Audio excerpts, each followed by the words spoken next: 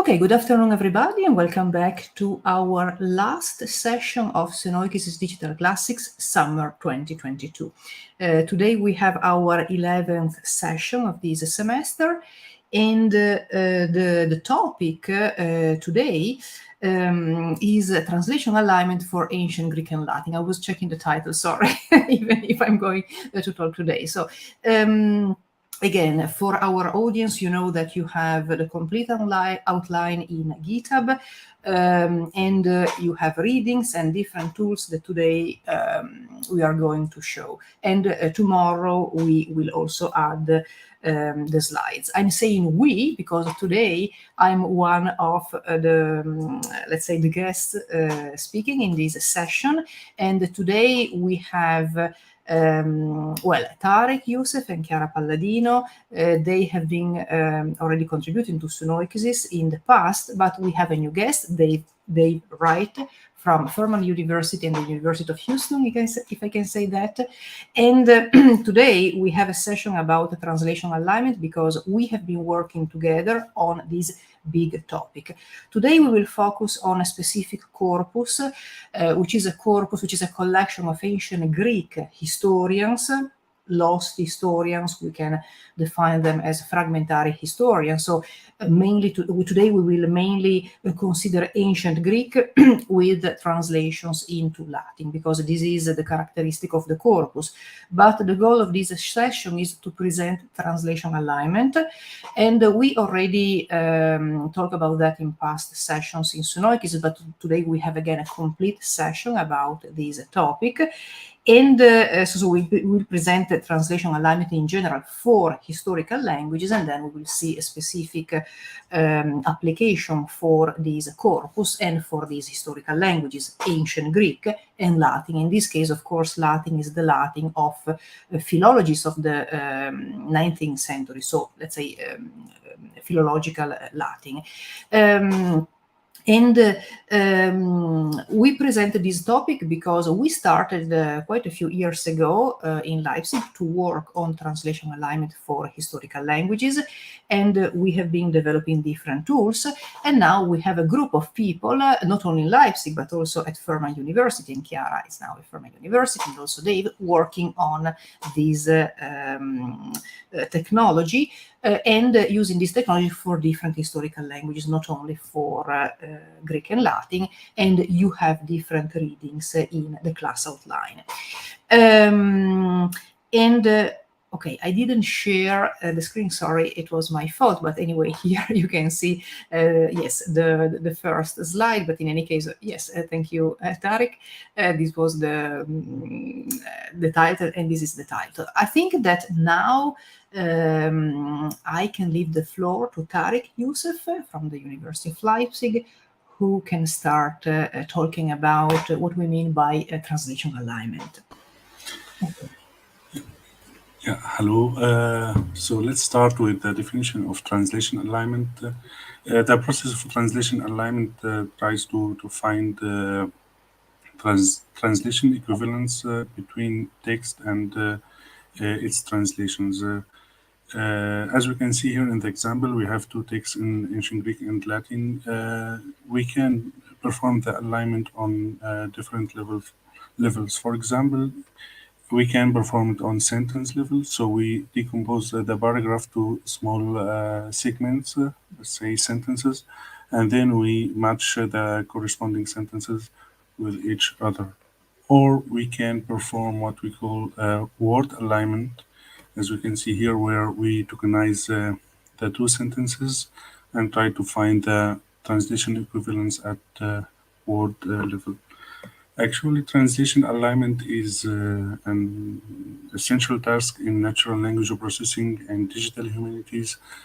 It plays a key role in statistical and neural machine translation. As we can see in this example, the first, or like the second step of that any statistical machine translation system is to perform the alignment on parallel corpus to create the aligned corpus. So alignment is a main component in all statistical machine translation system. And also it's very important for neural machine translation systems since it has been used to evaluate the performance of neural machine translation systems. Also, translation alignment at word level is very important for cross-lingual annotation projection. So let's say if we have one corpus and this corpus is annotated at some level, maybe named entities or part of speech or tree banking, and if we do the alignment at word level, then we can project the alignment from the annotated corpus to the unannotated corpus, as we can see in this example. Also, translation alignment is very important in extracting dictionaries for low resourced languages, or as we can see here from the alignment, we can extract like a list of translation pairs, which we can convert to dictionary. Like if we have a huge corpus and we perform the alignment, then we can aggregate the translation and produce a dynamic, what we call dynamic lexicon. Alignment can be done manually and also can be done automatically. So like the main idea we want to show in this presentation, like how we started from manual annotation to perform automatic translation alignment. But today we will talk only on word level alignment. So let's have a brief history about the history of alignment models. As we can see here, like the first statistical lexical models for automatic word alignment was started by Brown et al. And they called IBM models. A few years later, in 2003, Och and Ney proposed GISA++, which is based on the IBM models, but with several improvement and optimization steps. Actually, GISA++ is like the state of the art and it still produce very good results, but it requires a huge parallel corpus for the training steps. In 2013, Dyer et al. Introduced a fast and effective log linear implementation of the IBM Model 2 called Fast Align. I mean, this model outperformed the IBM Model 4. In 2016, Osling and Tiedemann proposed also the FLOMAL, which means the efficient low memory aligner. I mean, this model also statistical model, but doesn't require huge training corpus as GISA++ and Fast Align. I mean, the big problem with statistical models is that they require training data, like the training data in form of parallel sentences. With the absence of such corpora, these models perform very poorly. In the recent years, recently, like statistical models has been replaced by neural models. Research revealed the possibility of exploiting multilingual language model to create accurate alignments even without training data. In 2019, Jalili et al. Proposed SimAlign, which uses static embeddings and contextualized embedding with the semantic similarity between the tokens to produce accurate alignment. And also there were multiple similar research in 2020 and 2021. We also had awesome aligner and mirror aligner and mask align. There are multiple models developed in the recent years, in the last 2-3 years. On all of them, neural models, they don't require training data. They can produce the alignment using multilingual language models. Now we move to the next step, aligning ancient Greek fragments. And Chiara will talk about that. All right, thank you, Tariq. So I'm just gonna share my version of the slides. Thank you, Monica. And so I'm just going to talk briefly about how we went from, the alignment of the Greek fragments that we had against the Latin translation, and a little bit of the issues that we encountered in the process of creating what we call a gold standard and the alignment guidelines.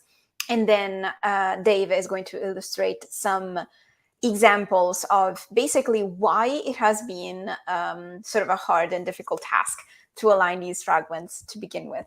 So we started with the idea that we needed training data to improve an automatic translation alignment model. And also we needed a gold standard against which the model could be tested. So basically a corpus of perfectly aligned, professionally aligned texts that would represent a model for particular automatic method, but also for people who want to align this kind of text from now on. And so this is how we started. Of course, the basic premise is that translation alignment, whether it is automatic or manual, is hard. And it is challenging for a variety of reasons. Sometimes it kind of just reflects the difficulties that a normal translator would have. There are several difficulties that are also peculiar to ancient languages and underrepresented languages that we will talk about later. So in general, why it is difficult to do translation alignment? First of all, sometimes the order of sentences or words in the two texts changes, right? This is the problem of crossing dependencies. It's not just one token against one token against one token. Sometimes there is not always even perfect sentence by sentence correspondence. Those of you who are familiar, for example, with translations of poetry will know that sometimes line 1 is not perfectly translated in line 1. Sometimes they go beyond the boundaries of the specific line. And then there are also kind of particular, more humanistic limits to it. Sometimes the context, the cultural context, a very distant language can condition the results in the translation alignment. There is a problem of wordplay, allusions, peculiarities in the style that are not perfectly rendered in a translation, and therefore they are very challenging to render in a translation alignment setting.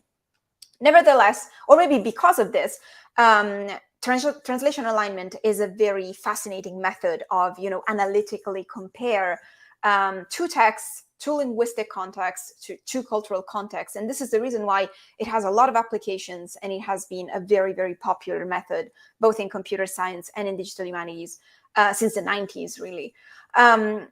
This is the reason why there are so many applications of aligned texts and of translation alignment. So for our purposes, we are part of a big translation alignment project, Ugarit, and we have been using parallel corpora and aligned texts for a variety of purposes. So for example, they can be used as integrations with reading environment. If you have a digital reading environment, you can visualize your text and read it side by side with a word level aligned translation.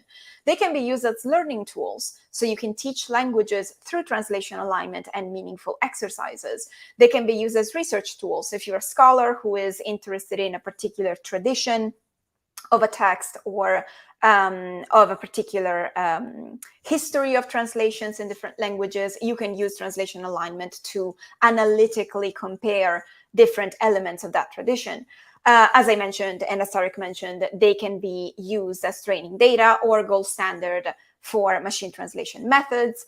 They can produce dynamic lexica, so they can be used to produce contextualized types of dictionaries. They can be integrated in different projects, and so on and so forth. More recently, we're doing research on user behavior. So for example, we're trying to understand when a particular user becomes an expert, what is the sort of threshold in the precision of the alignment that indicates a student or that indicates an expert in the language. And we have also partnered with several other people and several other projects. You see a very short list here. To try and integrate translation alignment a little bit more into more diverse applications. So as I mentioned, we used Ugarit, this online tool for manual and automatic alignment of parallel corpora, to create our gold standard and to align a selection of ancient Greek fragments against their respective translation into Latin. So Ugarit has been is a project that has been going on since 2016. when it was first launched. And originally, it was just developed to generate training data sets for automatic word alignment systems and to display the outputs of those systems. So one of the top users is still actually Giza++, which is one of the statistical models that Tariq was mentioning at the beginning. But eventually, it sort of became a very, very large crowdsourcing project where independent scholars and teachers and academics and all sorts of people really would upload their texts and just manually align them for the most various purposes. And part of the reason why it's been so successful is probably because it's very intuitive. Everybody can go on Ugarit, create their profile, log in, and just upload their texts and just manually align them. The process is very, very simple. You just click on align your text, you upload, you either load your text with CTS or you just copy paste your text, you select a language tag, and then it just prompts you to the translation alignment editor, which is very easy. You just basically click on the words and their corresponding translation across the text. You can align one word or multiple words depending on the particular context. You can align 2 texts or 3 texts depending on what you want to do. And this is the public view. Once you're done with your particular translation alignment, you're going to be able to see your text in the homepage under new alignments and under your profile. This is what it looks like in the public view. So basically, the aligned tokens are highlighted in the blue color. The non-aligned tokens are highlighted in a red color. And the progress bar that you see on the bottom indicates the percentage of tokens that have been aligned in green and the percentage of tokens that haven't been aligned in red in the respective text. There's also a feature in the visualization that automatically transliterates tokens in non-Latin alphabets. So as you can see here, the ancient Greek word basileus is highlighted and there's a little cloud over it that transliterates it into a Latin alphabet. And when you hover with the mouse on a token, it automatically highlights the corresponding aligned token in the other text. So you can interactively read the text alongside the translation. And there are also a couple of cool features that you can have just by clicking on one of the 3 buttons above your alignment. You can embed your alignment in a variety of situations in your website, in your blog, and so on. You can see and download the translation pairs in the form of a table. So this feature is very, very useful because it gives you a sort of overview at a glance of the various types of translation pairs that you have, and then you can download them and you can do stuff with them. And the alignment statistics show you the frequency of the specific type of alignment that you or another user have established. So basically, you can establish 4 different types of alignment: word to word, so 1-to-1, word to phrase, 1-to-many, phrase to word, many to one, and many to many, so phrase to phrase. And this particular setting of alignment statistics will tell you how many times you have aligned, you have decided for a specific alignment type. And then finally, by leveraging on the text and the languages that have already been aligned, you can click on a specific word in your alignment, and this triggers a vocabulary search within the database of Ugarit. So you can actually get an overview of how many times the word basileus has been found in a text and how it has been aligned in the various languages that we have available on Ugarit. So depending on the variety of languages, you're gonna see different results here. And Ugarit also creates a very nice word graph that gives you an idea at a glance of the many different connections that this word may have.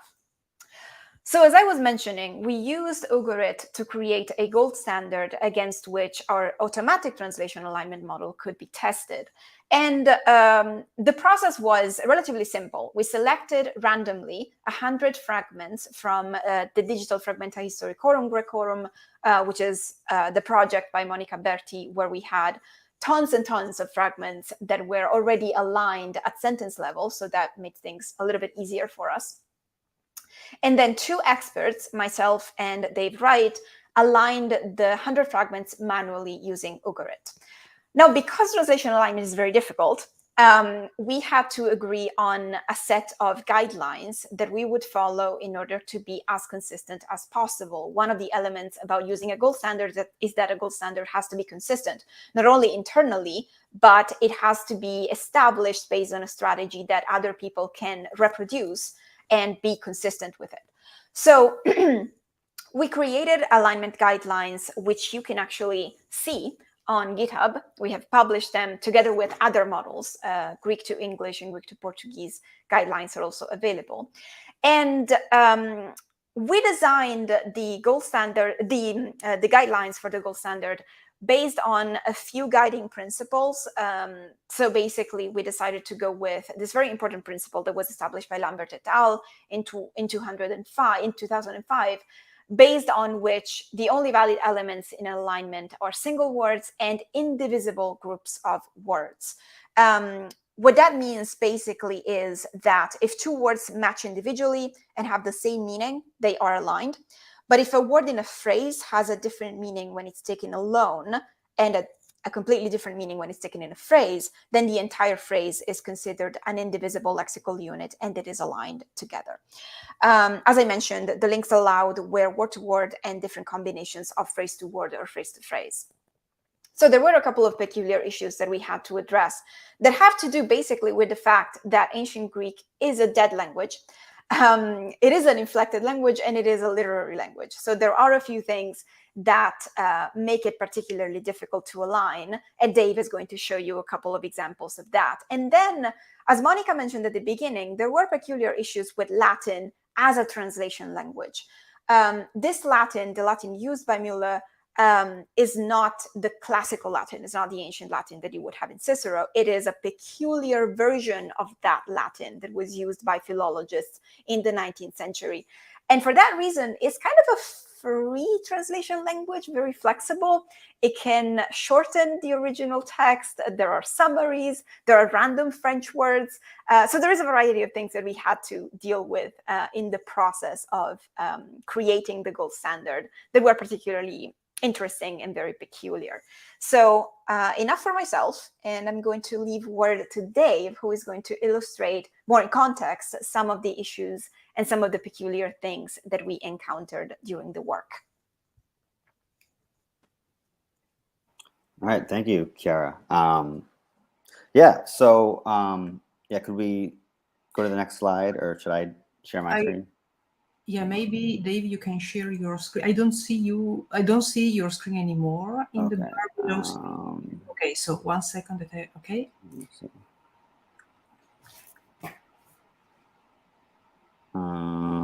me see. Share.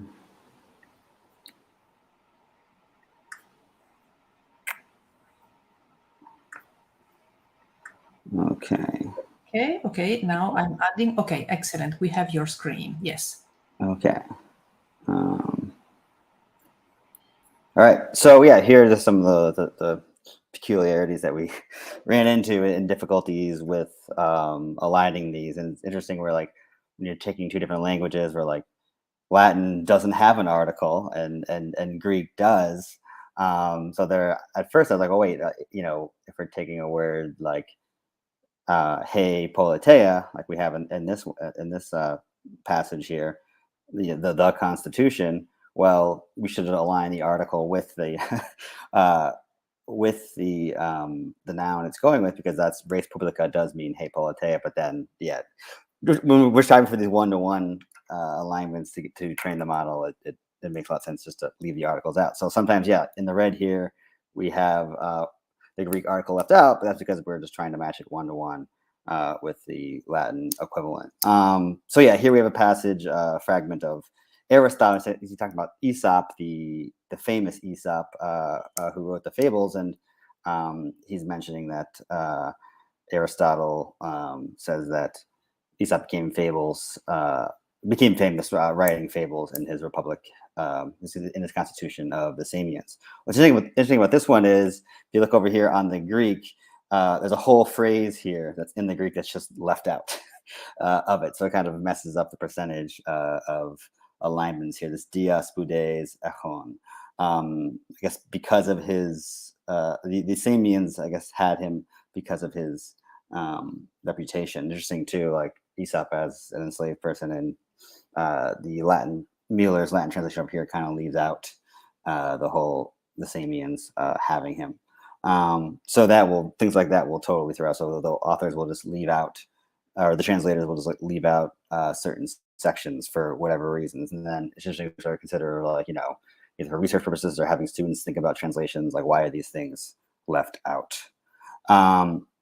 Here I have also, Chiara and I were trying to make sure we had similar alignments to get this to make this model, and sometimes we wouldn't quite match up, but a lot of them we did. But here I put both of them up here. But here we have a fragment of Hecataeus, and the fragments talking about how about these women who wore towels on their heads, which is interesting. But Mueller's translation over here, he seems to be a little more skeptical about who wrote this. Like in the Greek kind of says, oh yeah, the one who wrote the Periegesis, it could have been Hecataeus, could have been someone else. And then the Latin kind of seems to be more whoever it is who wrote this this description. So you sort of see it was very difficult to match up. Do we match up this gegraphos, which is technically a participle, the one having written, with auctor, which is a Latin noun, author? And sort of see we differ here a little bit, but we had to consider, okay, do we consider these two things the same thing? And then down here, over here, Mueller's adding all this extra language, which is contained in the book. So you can really see how the translators can really editorialize here and there. So we have that one, and then this one I wanted to just look quickly at, and actually Tariq brought up this one earlier, where here we have a lot of one-to-one alignments, which is what we're looking for here. Obviously, things like the article in Greek aren't going to match up, or in Latin, when you have an indirect statement, you just use an infinitive, but in Greek, you tend to use clauses more for indirect statements. So you have these conjunctions like hoti and things like that. But the reason I bring this up, I want to think it's really interesting how Mueller puts an olim in here at some time. So this passage is talking about a Greek group called the Arcadians, and the fragment more or less says that there were, according to tradition, there were barbarians in the land of Arcadia at one point, but they were kicked out by the Arcadians. Apparently, they attacked them before the rising of the moon, and they got this name Proselenos, which more or less means like before the moon. But Mueller here inserts olim, which isn't in the Greek, and maybe it should consider like why he does this, and these types of questions that we want to ask ourselves, and we want our students to ask. So those are just some of the stuff we're working with here. I just wanted to comment very, very briefly on the translations by Mueller. When you mentioned the problem that sometimes there are parts of the text missing. So there is a reason. This is because, of course, Mueller is interested in the fragment, in the fragmentary author, and this is the first reason. There is a philological reason. So basically, this work is for scholars. Is not technically, was not just and only for students, but for scholars. So the Latin, which most of the time is a literal translation of the Greek, and this is the reason why today we can use it for translation alignment, in any case was as a sort of comment to highlight the part concerning the fragmentary author and the fragmentary work. But there is another interesting reason, which is strictly connected to printed publications, because a book is expensive, and if you reduce the number of pages, the book is less expensive. So this is the reason why we have short text, many also abbreviations, which were used and still today are used in books and journals to allow readers to focus on the text and not to repeat the same words. So there are, again, this is something that we have been learning in digital philology and digital humanities, to understand characteristics of printed books and printed editions. There are these peculiarities that we have to consider, and that can be problematic with these techniques. For example, for translation alignment and other characteristics. For example, we have to expand abbreviations, etc. So sorry, I want just to comment very briefly, because you showed these examples. So they have a sense. and we have to know the edition to understand them. But of course, they can be quite tricky for our goal of translation alignment. Okay, so now Tariq is Tariq, okay? Exactly. So now, after Chiara and Dave finished aligning the 100 fragments, it was my turn to merge their annotations to create the gold standard data set. Here is an example of how we deal with the annotations. For example, in the first example here, we took Campetes. There is an agreement between Chiara and Dave. They aligned the word to the same word in Latin.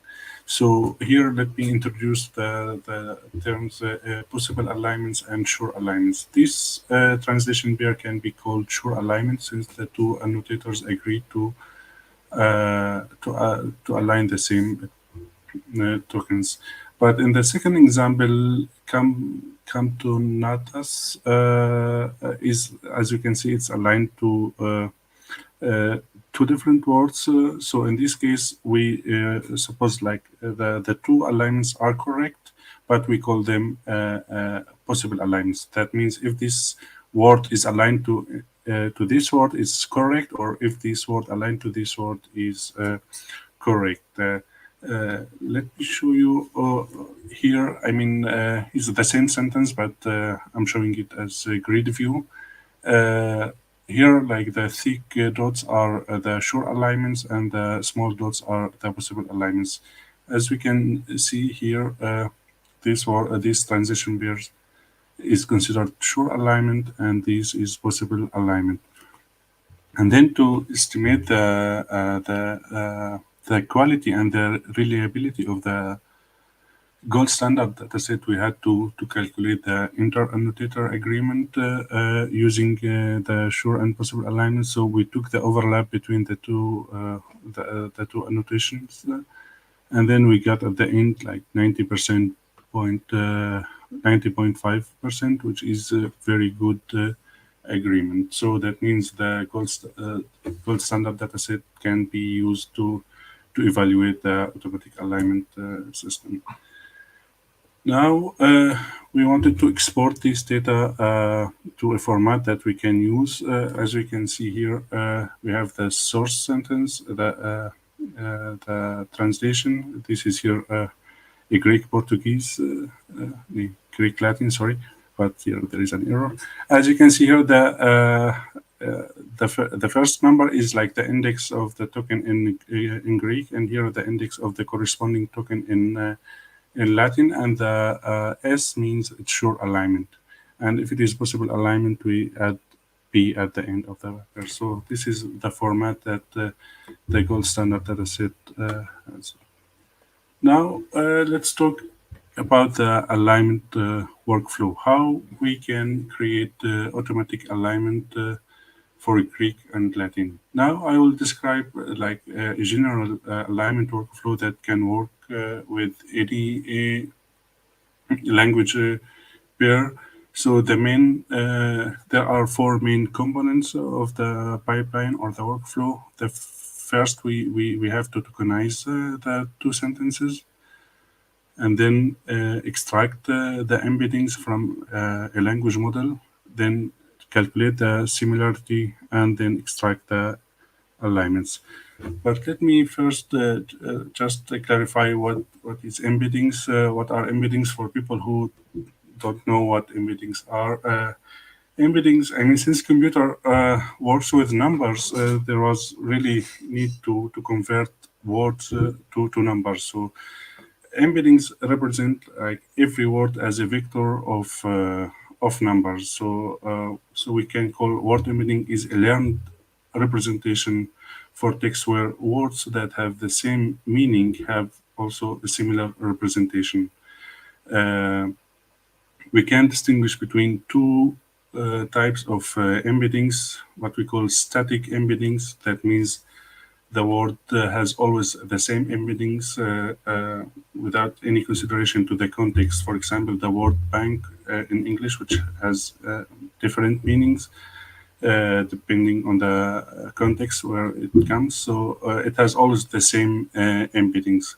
This is what we call static embeddings, but there are new type of embeddings called dynamic or contextualized language word embeddings. That means the vector representation of the word depends on the neighbor words, depends on the context that the word comes. In this alignment workflow, we will use what we call multilingual contextualized language models. They are pre-trained models.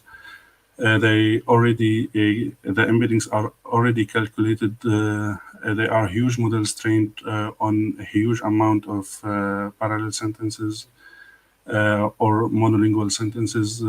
For example, there are two models very famous, multilingual PERT and XLM Roberta. Both are trained on over 100 languages and on billions of words. So there are here as we can see the four components. Now we will talk about them in details. The first step is tokenization. Let's start with these two sentences. We want to tokenize them. Here you will see something unusual. It's like different than the tokenization, the white space tokenization that we know, where we use white space as a limit where we segment a sentence. Here there is a new generation of tokenizer. For example, MPERT use what we call word piece tokenizer, where it decomposes the token to small sub-tokens. They are more frequent. They do that only with the infrequent words. For example, Siracusa is decomposed to four parts. And the same for XLM. Roberta uses what we call a sentence piece tokenizer. Also, it uses different tokenization system. So always I will use, all the experiments we will run, we use two models because they are like the state of the art and they are very famous, just to compare the performance of these two models. Then we put the two sentences or like the tokens in this form. As you can see, I just put the sub-tokens in one rectangle just to show that these 4 or 5 sub-tokens belongs to the first word, this. Now we move to the next step, which is embeddings extraction. So as I said, we can extract the embeddings from pre-trained models such as MPERT and XLM Roberta. Every token has a representation. It's a vector. For example, here the length of the vector is 768. That means every token in the language is represented by 768 numbers. So it's like a vector. And all the embeddings were extracted from the 8th layer of the model. The model has multiple layers, and the embeddings are extracted from the 8th layer because it has shown the best performance. Now, after we extract the embeddings, we use what we call similarity. We want to build the similarity matrix using what we call cosine similarity. Cosine similarity is like mathematical formula that calculate the distance between two vectors. So the embeddings are vectors, and we use the cosine formula to find the similarity. Usually we refer to cosine similarity as semantic similarity. So for each two tokens, we fill the matrix with the numbers according to the cosine similarity. And then after having the similarity matrix, we want to extract the alignment from this similarity matrix. But we want to move from this number we want to do some smoothing steps just to extract the best alignments. For example, here there are two possibilities: argmax and softmax. For example, argmax, it looks in this row and extract, like, say that okay, the two tokens which have the highest similarity score, they are aligned together. For example, this will be replaced by 1 here. There are softmax, also another smoothing function that can also convert the similarity matrix to zero, and apply some kind of thresholding just to get rid from unrelated tokens. So we do that in two directions, on row level and on column level, and then we take the intersection between them. So this is the results of the intersection between the forward similarity matrix and the backward. After having this filtered similarity matrix, we want now to extract the alignment.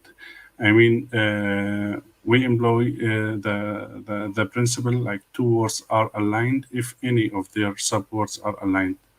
As we can see here, like all subtokens or subwords of these two words are aligned together. We see the ones here.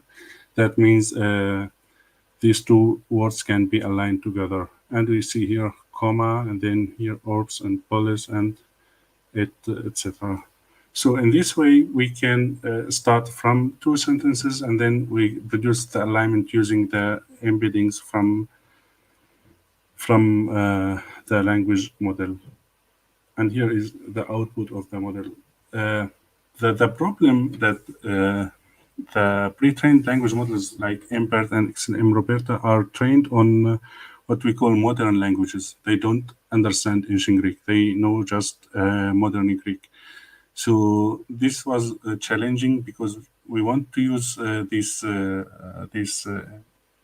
state of the art, but with ancient Greek. So my idea was like to fine tune them the two models with monolingual text. Usually, such multilingual models are fine tuned with parallel text, like two texts in two languages. But here I just did the experiment, and I tried to fine tune the model with monolingual ancient Greek text. I collected 12 million tokens from Perseus Digital Library, and the first 1,000 years of Greek, and the tree banking data. And the input models were two models. So I do the experiments on the two models. Then the second experiment, I fine-tuned the output of the experiment one on parallel sentences. Here I use bilingual sentences to fine-tune the model. The sentences are mainly Greek English, Greek Latin, and Greek Georgian, because we have a good amount of Greek Georgian in our database. And the source of these data were Perseus. Of course, the digital fragmentized requiem, it's like a great and optimal corpus for training the model, because we have the sentence aligned and they are in the best format for training the model. And then Ugarit. Ugarit contains also, we extracted the sentence level alignment, not the word level alignment. I just took the sentence as they are, and we used them to align, to fine tune the model. The experiment 3, I used here a mixed data set. So here we do what we call like supervised training. The first two experiments were unsupervised. We just feed the model with monolingual or bilingual text without any supervised signals to tell the model, okay, this word should be aligned to this word. But in the experiment 3, we give them like manually aligned sentences on Ugarit. It's called supervised training or fine tuning. The idea I used here, just 2,200 sentences or paragraphs available on Ugarit, because we wanted just to use accurate data. So we didn't use all the data available on Ugarit. We just filtered them. We had a list of trusted users, that people we know they produce accurate alignment, and we used them. We had at the end about 100,000 translation pairs. And then we wanted to evaluate the results using the gold standard dataset that Chiara and Dave produced. We usually, for translation alignment, we use precision recall and F1, and also what we call alignment error rate. As we can see here are the formulas that we use. And then let's talk directly about the results. I mean, we always need to compare the results of our models to what we call baseline models. Therefore, here I selected 3 statistical models called GISA++, Fast Align, and Elfomal. I mean, Elfomal, as I said, doesn't require a huge amount of training data. Therefore, it had produced the best alignments. I mean, here the alignment error rate, the less the value is, the better the alignment, because it represents the error rate. Here I will show here we show the zero-shot experiments. That means, I mean, the models without any training, like the default settings of the model before doing any experiments. And as we can see, the alignment error rate is worse than the statistical model. So, I mean, using the model without any fine-tuning doesn't provide any improvement to the system. So here we can see the results of the first experiment training on monolingual text. I mean, here we can see the improvement from 49% to 33%. And also here the same. I mean, training the model on only monolingual text, ancient Greek monolingual text, has enhanced the model by 15%.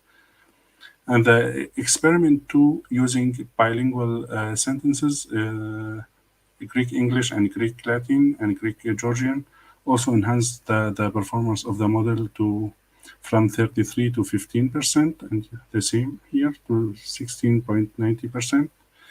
And the last experiment with the supervised signals with manually aligned data enhanced the performance of both models to 10.60%. I mean, here are like the last results on this is really very good results compared like for 2 languages where we have really very limited resources and limited number of parallel sentences. As we can see, XLM Roberta has achieved better performance than MBERT, and the 2 extraction algorithms, argmax and softmax, are very, they produce very good alignment. I mean, that depends on the application. Softmax produce better recall, but argumentmax produce better precision. So then we can decide which models, which extraction method we want to use depending on the purpose of the alignment. For example, if we want to produce dynamic lexicon, that means all the alignments should be correct. So we go for the precision and we select argument max. I mean, here we can see like the number of translation pairs produced by each model. We see like argmax produce less translation pairs than softmax, which explains why it has a higher precision, and also this higher number explains why softmax has better recall. We tested also, we used the same model to test the performance on Greek English and Greek Portuguese. We also created in the same way gold standards for Greek English. The alignment, the gold standard has been created by Chiara and Farnoosh Shamasian. And as we can see, the performance of the model, argument max and softmax here for MBERT has produced the best score with 32% as aligned error rate, but XLM Roberta was much better with 21.89%. And also for Greek Portuguese, where the gold standard dataset were created by Anise, which I guess she is watching us now, and Michel from Sao Paulo University in Brazil. I mean, there were no training data in Greek Portuguese. I mean, the whole training data were Greek Latin and Greek English. And despite that, we get very good results with 24% alignment error rate with the XLM Roberta. We can say always XLM Roberta outperforms MPERS, so we can go with XLM Roberta. And if we want to work on the recall, we select the best recall, we go for softmax. And if you want to go for precision, we go with argument max. Let me show you an online demo for this. I created the online tool. It's Ogaret-aligner. I mean, the other domain was ogaret.ialigner.com, but this one is ogaret-aligner.com. I will paste it in the chat right now. I mean, we can test it like with two sentences. Here we add the Greek sentence, and here we add the Latin sentence. And let's see how it works. Yeah. Sorry, here there is like mistake. Ilanikos. You can see also that as table. For people who don't know Greek or Latin, we can test it with English maybe and German. And also it works in the beginning. You can also like add multiple sentences up to 5 sentences. For example, here, the second sentence, like every sentence in one line, and then you can align them. Get and got seed. You can also export the results. It's in JSON format. Here you can see the output, the source, the target, and the alignment. And also you get the translation pairs.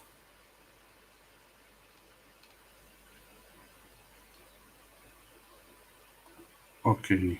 I mean, I hope, I mean, the tool is available online, and it's free to use. And if you have any parallel corpus, please contact us. We can align for you.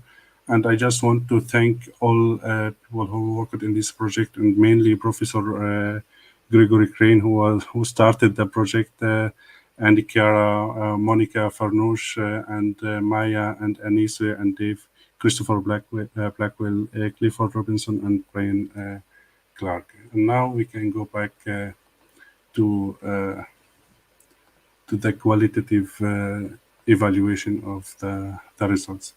We conducted a qualitative evaluation. We selected 50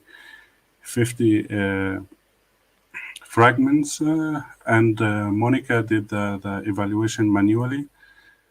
So in total, we had 748 translation pairs with 708 correct pairs, almost 94.65%.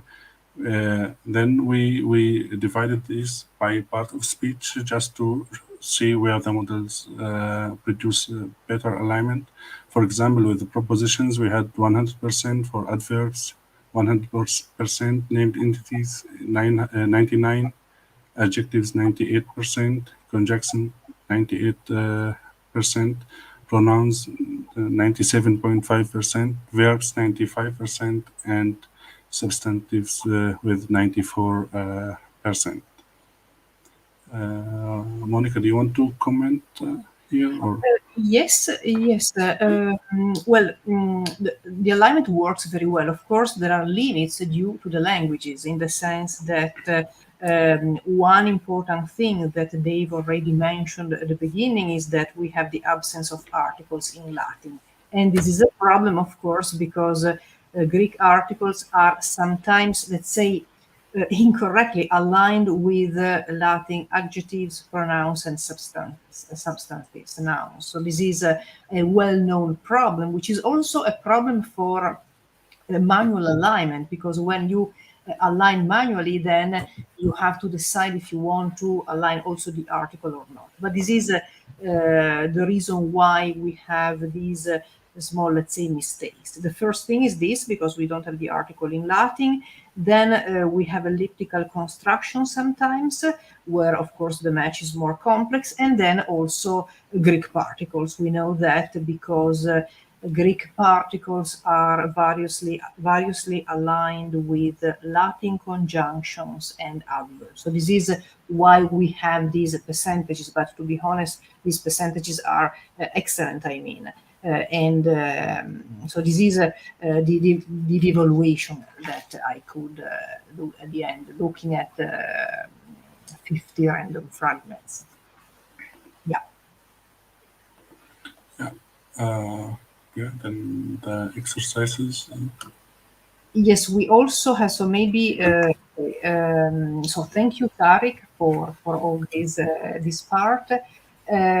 Before beginning with the questions, maybe we can talk about exercises, because usually in our sessions we have also exercises for students, so you can test these tools and try them. So, and in GitHub you have these exercises at the end, including also links to different repositories where you have tests. So I don't know who wants to comment or present these exercises. I can briefly talk about the exercises. Thank you. So we have provided 2 relatively low stakes exercises this time, although if you actually want to test Tariq's model, you can. We have provided the link to the repository on Hugging Face.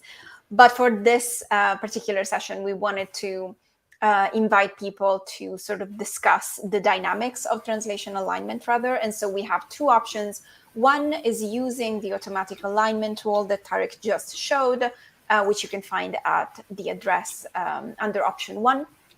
And basically you can just use it to automatically align something. Just remember to have a certain precision in the establishment of the sentences.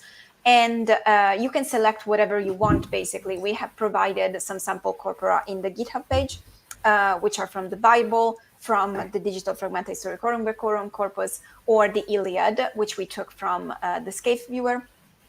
And what you have to do is just to evaluate the output of the automatic aligner. First of all, see if there are any mistakes, and try to understand why that may have happened, why there may be a certain degree of ambiguity in the establishment of alignment links, or if everything is great, awesome, maybe let us know. And then option 2 is more on the side of manually aligning a text. So use the traditional Ugarit editor, which we showed before, which you can find at that address under option 2. And you can either recruit a partner or just work on your own. And you can either follow the guidelines that we provided if you are proficient in ancient Greek, if you want to align an ancient Greek text, or you can also make your own alignment guidelines if you want. And then see how they hold on in terms of consistency. If you're working with a partner, for example, you can complete the alignment separately, trying to follow the guidelines, and then examine the results and discuss whether you disagreed on something and why that may have happened. Just try to discuss a little bit in terms of how guidelines can contribute to solving issues and ambiguities, but maybe they're not enough in certain cases where there tends to be disagreement. So these are the exercises. Just have fun. And by the way, as Tariq mentioned before, like if you are proficient, if you know any language, like any language at all, we need you. We want you to participate in Ugarit. If you have texts that you want to align, please let us know, get in touch. Whatever, we have provided our email addresses here. There is an Ugarit official Twitter account as well, and there is an Ugarit official email as well that you can contact. Please get in touch if you are interested in doing alignment at any level, and if you know any language that you would like to see in the Ugarit database.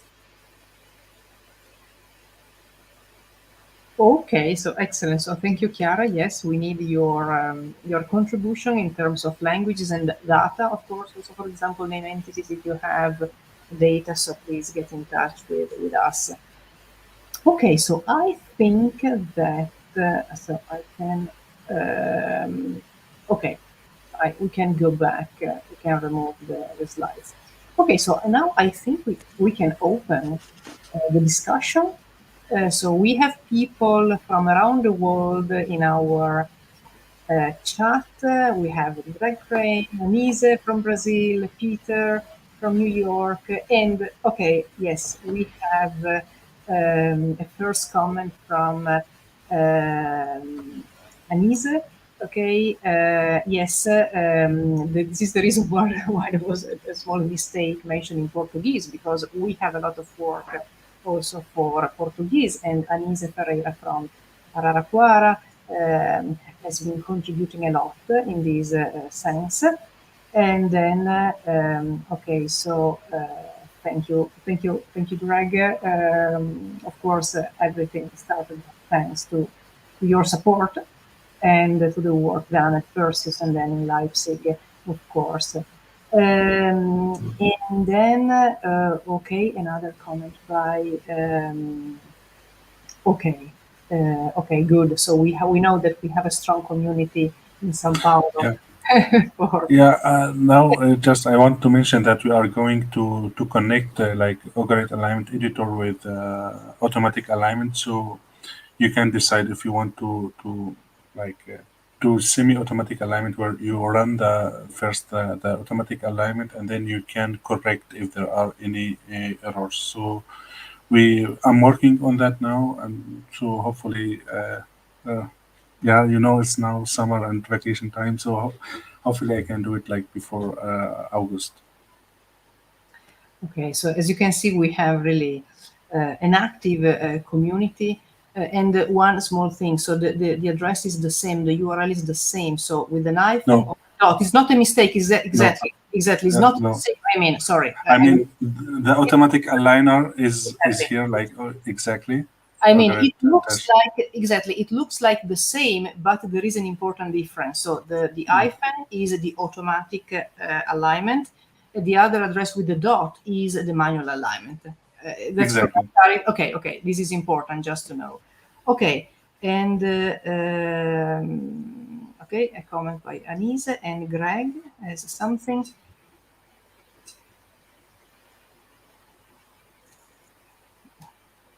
I don't know if someone wants to comment this. I think there's another question in the chat. Maybe I can answer very briefly to Greg. I mean, I think people are going to be happy to see that they don't have to perform the very, very time-consuming task of manually aligning texts from the get-go. I think that's a very, very good progress in terms of the effort of putting together training data and putting together manually aligned text. And it's a tremendous advantage for us, because the more data we have, the better we can train the model and the better we can perfect accuracy and reduce the error rate and so on and so forth. At the same time, it very much depends on the text that one is aligning, because sometimes alignment is a discovery. And so sometimes the machine tends to give you an output that you're not good with, that you're not fine with, for your own particular reasons, because it depends on the project that you're working on. Also depend on the type of the translation. If it is like literal translation, if I mean the performance of the model is really get affected by multiple reasons. If the text also is long, then the performance will also be the longer worse the than text. exactly. So therefore, on the online demo, I just limited the text to 50 tokens. If the text is longer than 50 tokens, we just cut it. But please, if you have data or you want to align, just contact me.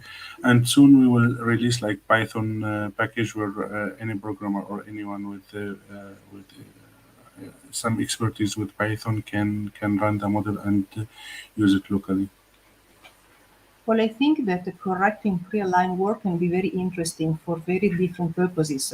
for scholarly and educational purposes. Something, for example, that I could see when evaluating the results was that, again, so there are ambiguities. So to check these alignments, and sometimes the machine produces something similar to Scholar, so there are ambiguities. And then, of course, this is the work for Scholar, so correcting pre-aligned work can be interesting in this sense, or we can also engage students who want to learn a language, and so they can, let's say, correct, or let's say check pre-aligned work. Of course, we also have errors, and that's where we need really to correct these mistakes. And we also have a question by Rachele Sprugnoli, but before, just finish with Greg. Okay, Plato and other authors. Okay, yes, we have. Yes, give it to us. give us Plato. We have Georgian contributors for Plato. Yes. With Maya Shukoshvili. She has been working on that, and I think we have a paper in our. Yeah, and actually her data were really very valuable. I mean, they helped us to improve the performance of the model. Yeah. Yes, so and then we have a question, so by Rachele Sprugnoli. So Rachele, thank you very much for joining us today in the YouTube chat. Rachele is a computational linguist, so she knows what we are talking about, but she has an interest in other languages. And of course, she has been contributing to Lila, Linked Latin, but her question, of course, is for other languages. So I can probably briefly address that. So I think so. We designed the guidelines to be adaptable because we paid a lot of attention to the general principles and to some things that could be repeated and reapplied to other situations. Although our guidelines are not project specific, so if somebody wants to align text for, I don't know, evaluate the performance of a translation, or reconstruct the tradition of a text and so on, they need to tweak them according to their own particular needs. I want to say that we did create these guidelines specifically for pre-modern languages because we realized that there are other guidelines for modern languages. We have some example proposed in the Ugarit interface. There is a section that is called guidelines, and that brings you to other existing projects of automatic translation alignment in modern languages. And I think that we wanted to design something that was more geared towards pre-modern languages and dead languages as well, because we realized that available guidelines were not addressing the types of things that were confusing for us and that were potentially ambiguous for us. And the result was that our guidelines are actually, I think, twice as long as modern languages guidelines. So I think it really depends on what you want to do. I think that there's a value, for example, if you're working on an early modern or literary text, I think that there's a value in using our guidelines and adapting them, and they can be adapted. If there are other purposes and other types of projects, maybe also check out the existing guidelines on modern languages, because there's plenty of them. So it just depends on where you are in terms of projects.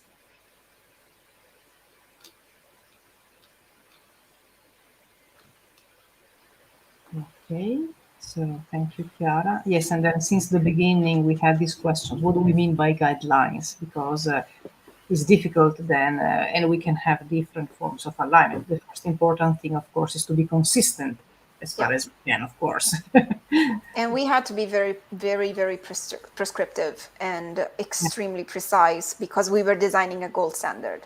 So there are very, very minute things that we needed to address that maybe are not as important for in other frameworks. Yeah. Okay.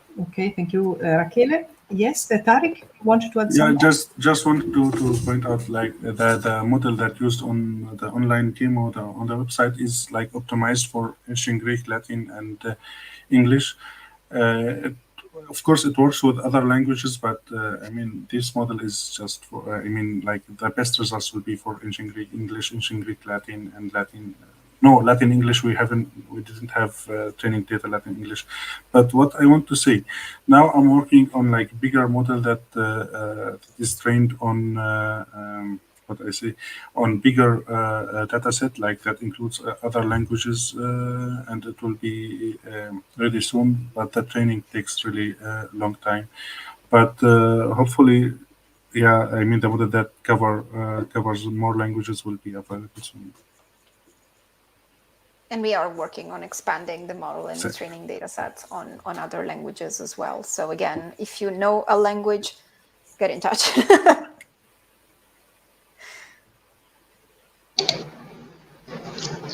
Gavin. Do I understand correctly that the automatic aligner that you demonstrated there was trained purely on the 100 fragments that you guys manually aligned as a gold standard? No, no, Does it also have it's its internal language? evaluated on this 100. Right, gotcha. Okay. It's trained on. I mean, I can go to that slide. I mean, the size of the data were like here, as you can see, like 3 experiments, 12 million tokens monolingual, and then 45,000 parallel sentences, and then 100,000 translation pairs. 2.2. Gotcha. Right. This is the training data. Okay. And the parallel sentences were just taken from available digital libraries. They were not manually processed. Yeah. Exactly. Okay, but that was evaluation data, not because that would have been pretty impressive if it could already do all that based just on 100 examples. But so I had another question, which was this stemmed from a momentary misunderstanding when Chiara was presenting UGURT at the very beginning, and I've used UGURT many times before. So at first it seemed to me unintuitive that. I mean, this wasn't anything you said, but just the way my brain heard it was that you could align either 1, 2, or 3 sentences. And I thought, what would it mean to align only 1 sentence? And I realized you obviously never said that. But then my brain started thinking, under what circumstances might I want to put only 1 language in there? And the answer is if I wanted to use UGURT as a tool for guiding my own translation. So rather than having 2 translations that already exist that I'm aligning, I just start with the source text, and then I have a blank field. Could UGURT be a useful, just manually thing for me aligning it with a text that doesn't exist yet and filling in my own translation on there and making it work? Could you imagine that A, working, and B, being useful? Tariq, do you want to say something about this, or should I? You can. Then you can chime in. No, both questions is perfectly acceptable. I think there is a more general question here, which is, can you edit a text as you go? Which is it's a broader issue. Currently, you cannot edit a text as you go because that's very difficult to implement in general. I don't know if sort of in an ideal world where everything could be done, which is not the world that we live in. But anyway, I don't know if it would be useful to just go along and start creating your translation and then aligning your translation and then go back and so on. It strikes me as a very repetitive process, a very recursive process, if you want. I think it just depends on the type of translator that you are, because there is a value in being able to analytically compare your translation against the text and see how that works and how it doesn't. I don't know whether creating your own translation as you do the alignment would be useful or valuable as a process. Maybe our colleague Farnoosh Shamsian, who designed her own translations for alignment, would be better qualified than me to answer this question. Yeah, and to be honest, I mean, there are really big room for improvements on UGURT. But to be honest, I mean, all of us are working without any funding. So I'm doing that in my free time. I'm working full time at the University of Leipzig. I'm writing my thesis, and then in my free time I work on other. So unfortunately, we don't have any funding. So I know there are really big. I mean, we can do huge things, but we don't have funding. So I hope that we can get something soon. So just because I feel I can do a lot on the interface and also on the automatic models. But yeah, let's hope that we will get funded at some point. Yeah. Yeah, I'm not at all sure that what I was suggesting is useful necessarily. I certainly know that one of the things that I use Ugrit for, I mean, other than teaching, which is very, which you know is fabulous and what I use it for 90% of the time. But when I've used it for myself, it's almost always been to put in my own translation and align it as a way of seeing how I feel about my translation efforts, which is which usually is not great. Is the answer, but because or rather it throws up things that cause me to want to monitor, to adapt my my translation, which is really valuable. I wondered also so Dave showed places where you and Chiara had both aligned the same pair and had different results. Did you then resolve those differences between you before it went in to the thing, or did you put both of them in as both two valid alignments? I mean, this is like the process of creating gold standards. Like they don't need to be 100% like agreement between them. I mean, we suppose like since they are both domain experts, that both alignments are correct, so we merge them and then we distinguish between sure alignments, which like in this case the two annotators agreed on that, or possible alignments. That means at least one of them aligned this document. But we would check in sometimes, like if it was a real like doozy of one, like, oh wow, what's going on with this? But then we'd still be like, oh, we're gonna make our own decisions on it. But you know, sometimes we talk to particularly difficult especially at the beginning when we needed to establish general principles for the alignment and we didn't exactly know what we were working with yet. We would design general principles, then work on a subset, then discuss, and then sort of adjust our choices depending on the strategy that we wanted to go with. And then towards the end, we didn't talk anymore. We finished the alignments, and at that point, we needed to crash test the guidelines with inter-annotator agreement. So some differences still remained because it's basically impossible to address every possible ambiguity and every possible individual choice with guidelines. And that I want to state that very, very clearly. Sometimes you're going to have disagreement.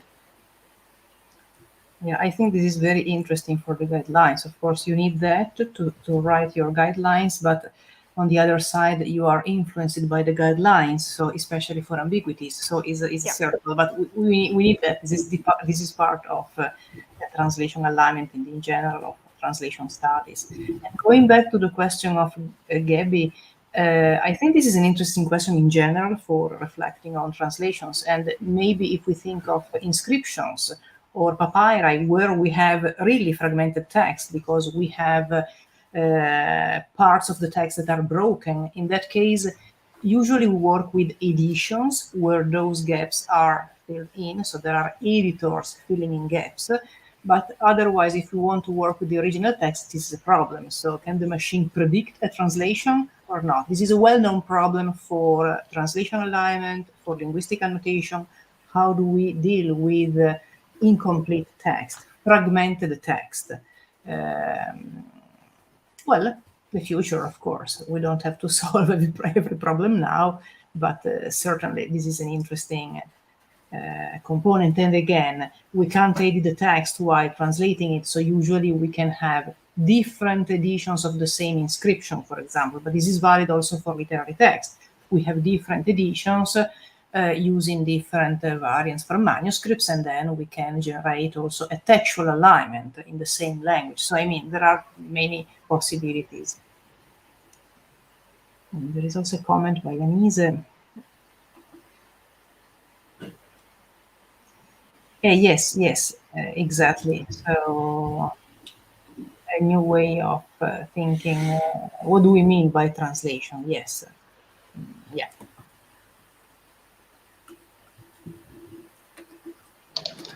I would make more of a big deal of the alignment guidelines that you mentioned to us. I think they're really useful. One thing that I can think of them as being really useful for, not necessarily that everyone has to follow your guidelines, but obviously we're talking about the pedagogical use of Ugarit. When I give it to my students, I come up with your alignment strategy before you do an alignment, and I don't think they really know what I mean, or at least they've never been able to articulate to me what their alignment strategy is when they're showing me their alignment. So I think showing them your alignment guidelines and say, look, this is how complex a full alignment strategy would be. You don't have to come up with this, but at least come up with some sort of strategy. How are you going to deal with this? How are you going to deal with that? And just that forces you to be consistent, because otherwise there's no way you can. But I think that's a really useful thing. That looks like that's a really important document that I would put somewhere more prominent. Are you planning to add it to the page on Ugarit of alignment guidelines? Yes. Because that's one way I make sure I don't lose it. Yes, we're going to add it to the page. We were just in the process of creating more and more guidelines, because at some point we started doing this and then added more corpora and more language pairs. But eventually, yeah, we're going to add everything that we produce that we feel confident about to the Ugarit page. I want to say that in teaching, it's sort of a multi-step process, or at least has been for me. I would, because people don't understand that translation alignment is hard.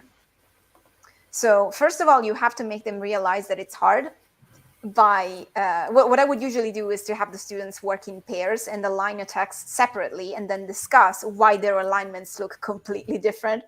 And then at that point, we start to have a conversation on, okay, but why? Why is this alignment different? What did you do differently? And may this have to do with the language that you're aligned? So for example, the presence of the article that we mentioned before, or like inflection, different verbal systems. There are a ton of things that can be addressed inconsistently. And so at that point, what I would tend to do is to show them the guidelines that we came up with. As you said, to give them an idea of the complexity of the task at hand. I would not use these guidelines in the classroom as a task or as a thing to follow, because these are, 13 pages at this point. It's unfeasible to do so. But I would ask them to design their own based on the particular text that they're working with. And so far, it's been quite successful as a tool for reflection. Yeah, I was thinking if I've got students doing Greek English translation, I'd give them the Latin Portuguese guidelines to look at as just to be sure, just to make it clear that I'm not asking them to follow them. It's just like this is what they look like.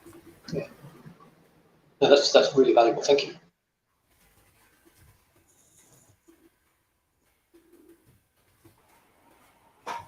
Yes, and I think it's yes, exactly, aligning translations, aligning text, but also annotations.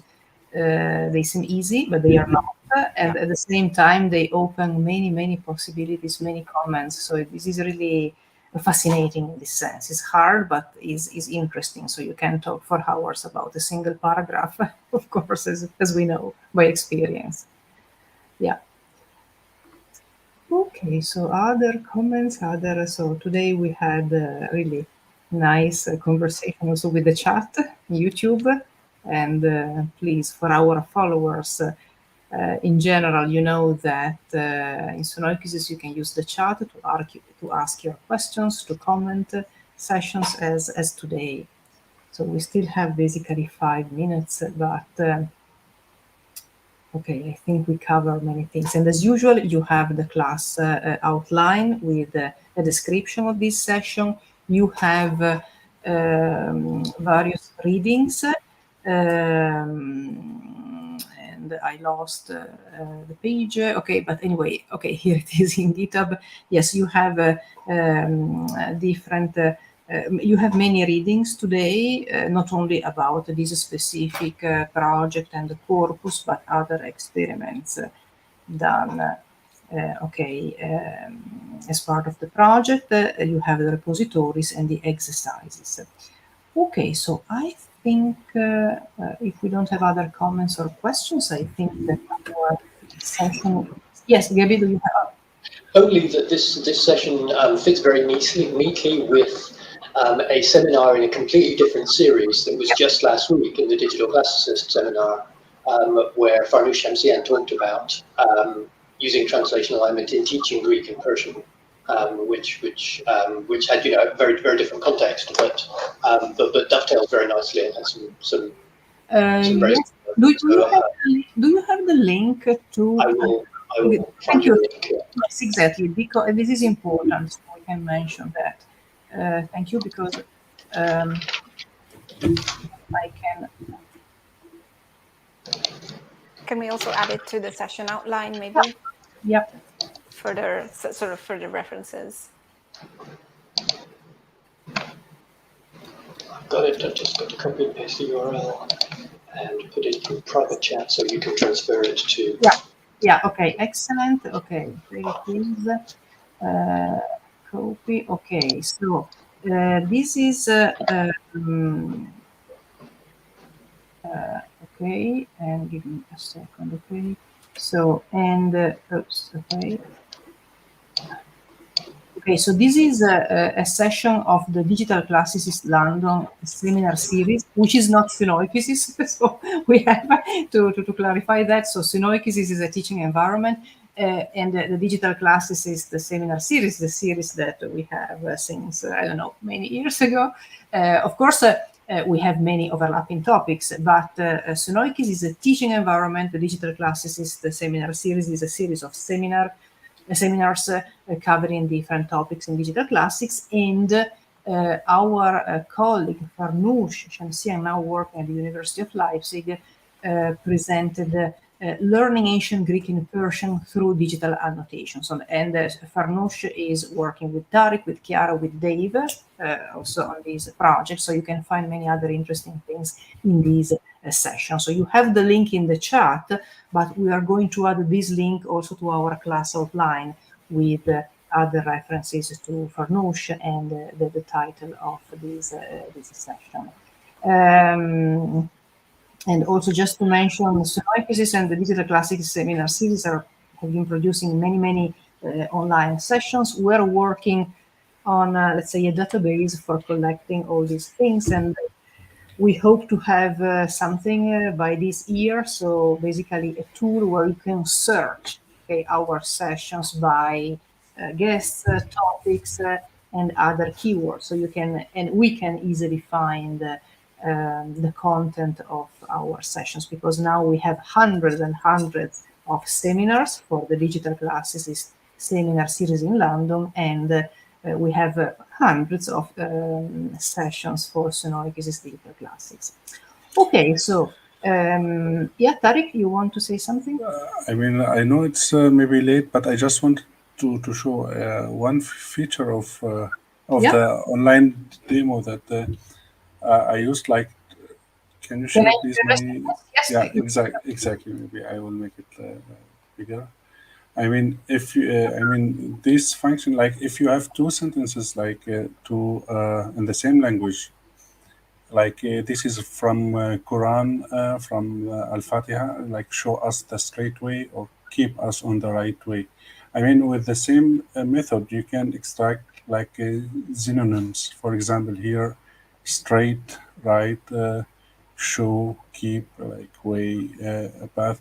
I mean, this is maybe useful for some applications. I mean, it's somehow kind of like collation, but not exactly. I mean, we don't show the differences here, but we show like how maybe two different translation of the same text can differ, or like what are the synonyms two translators use to express the same meaning of the to the meaning of the same word in the original text. Yeah, thank you, Tariq. Yes, this is interesting. Of course, this opens many other interesting questions about alignment in the same language. And of course, as philologists, we have an interest in that, considering, for example, aligning different versions of the same text, okay, which is another well-known problem and need. Okay. That was. Okay, excellent. Okay, so yes. Okay. Thank you, Tariq. Really, thank you. As you can see, so okay, the project is not funded now, but there is a lot of work. So really, thank you for your work, Tariq and Chiara and Dave, everyone. Yes, and Anise and the entire community, because we can do these things thanks to the work of many passionate people. We have to say that, of course, including this session. Yes, yes. Okay, but now our time is over, and again, thank you very much, really, for this session. Thank you to our audience for participating in the session, for asking your questions and commenting the session. Yes, okay, so this is the last session of this semester. Next semester, we will have something. We will announce that later in the summer. We are talking about that. And a final thing, I don't know if you want me to mention that next week we don't have a SunoikisisDC digital classic session, but we have a seminar from London, and I have the link here, and I can add the link in the chat if this is correct. And this is a lecture about 3D technology. Okay. Which will be streamed online, if I'm correct. Okay, so yeah.